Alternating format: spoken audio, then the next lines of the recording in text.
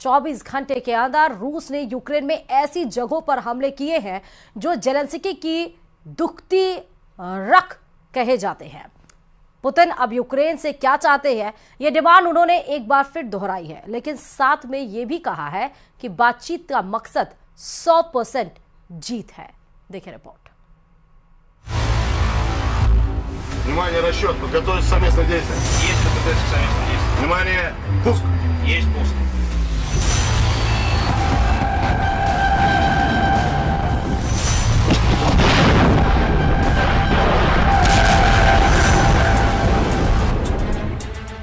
Ukraine में ये आग बता रही है कि पुतिन अब क्या करने वाले हैं। खार्किव को जलाकर रूस का अगला टारगेट कौन बनने जा रहा है, ये तस्वीरें बता रही हैं। कैपिटल कीव के बाद जेलेंस्की के सबसे अहम शहर खार्किव का ये हाल किया है रशियन मिसाइल और ड्रोन ने। परमाणु बेस पर हमले के बाद यूक्रेन पर रहम के लिए अब पुतिन के दिल में कोई जगह नहीं है। खार्किव पर 9 ड्रोन और 2 मिसाइल दागी गईं और देखिए क्या हाल हुआ। हर तरफ आग और आग बुझाने की कोशिश लगातार जारी है, लेकिन ये आग इसलिए नहीं बुझ रही क्योंकि 3.25 साल के युद्ध में शोलों की तादाद बढ़ती जा रही है।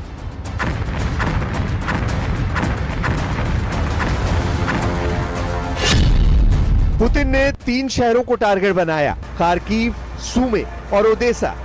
एक ही रात में करीब 100 ड्रोन से अटैक किया गया। यूक्रेन का दावा है कि 36 ड्रोन गिरा दिए गए, 25 जाम कर दिए गए, लेकिन बाकी अपने टारगेट पर जाकर फटे। यहां पड़ा है वही शाहिद ड्रोन जो रूस ने ईरान से मंगाया है। इसके एयरफ्रेम के कई हिस्से बरामद हुए हैं। इसके मोपेड वाले इंजन के टुकड़े भी देखे जा सकते हैं। इस ड्रोन की लाश सबूत है कि रूस इस युद्ध में अकेला नहीं है, और यही ताकत है जिसके बल पर पुतिन के कमांडर अब युद्ध 3 गुना तेज करने वाले हैं।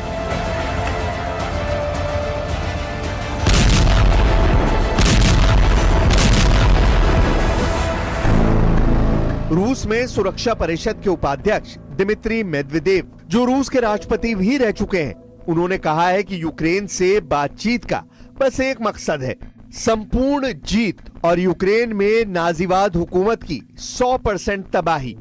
पुतिन के इन इरादों को टक्कर देने के लिए यूरोप में नई कोशिश शुरू हो गई है। फ्रांस के राष्ट्रपति इमैनुअल मैक्रोन ने इटली का दौरा किया है। यहां प्रधानमंत्री जॉर्जिया मेलोनी से उनकी मुलाकात हुई और दोनों के बीच यूक्रेन को लेकर काफी देर तक बात हुई।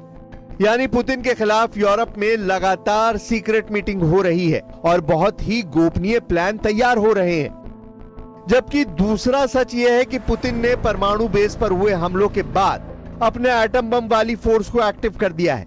रूस के मिसाइल बेड़े में ऐसे ऐसे खतरनाक हथियार हैं जो पेरिस से लेकर रोम और लंदन से लेकर वॉशिंगटन डीसी तक सब कुछ पिघला सकते हैं।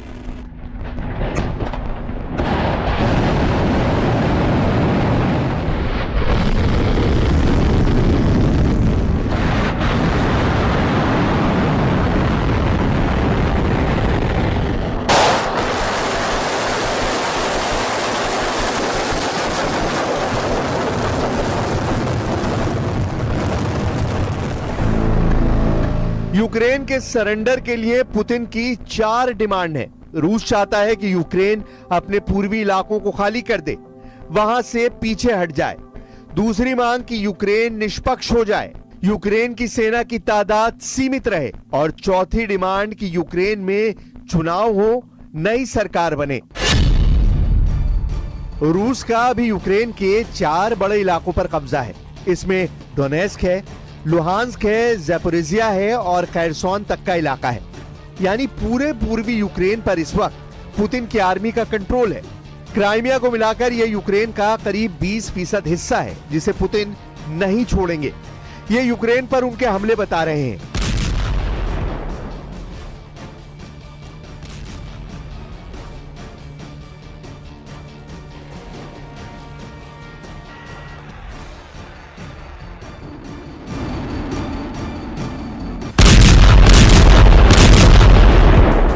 रूस की सेना इस वक्त 1000 किलोमीटर के मोर्चे पर यूक्रेन के साथ लड़ रही है।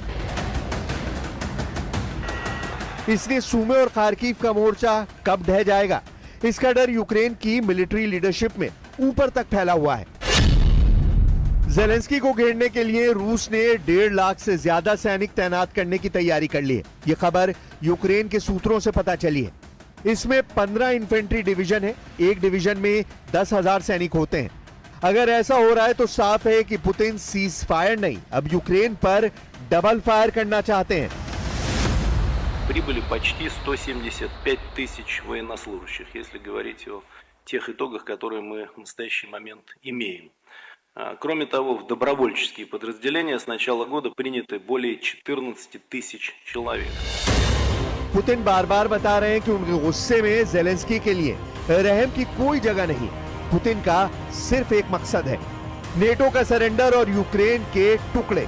इसलिए पुतिन के लगातार हमलों ने अब और तेजी से यूक्रेन को जलाना शुरू कर दिया है। मई 2025 के बाद जून महीने की शुरुआत भी बहुत खतरनाक हुई है। ये तस्वीरें बता रही हैं कि पुतिन का इरादा अब यूक्रेन की फौज को पूरी तरह खत्म करना है। फिलहाल जेलेंस्की के पास जो सबसे बड़ी जिम्मेदारी थी वो उन्होंने पूरी कर दी है। रूस के परमाणु बेस पर हमला करके उन्होंने अपनी फौज के झुके हुए कंधों को उठा दिया है।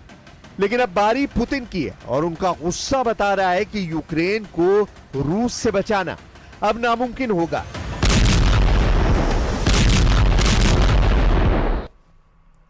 पाकिस्तान से ऑपरेशन सिंदूर के सबूत अब धीरे धीरे सामने आ रहे हैं। इसी कड़ी में बहावलपुर में मारे गए आतंकियों की कब्र की तस्वीर अब सामने आई है।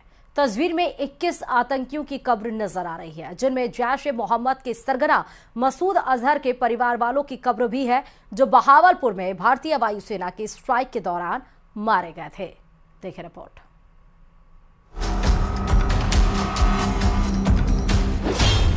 पाकिस्तान से सामने आ रहे हैं ऑपरेशन सिंदूर के सबूत।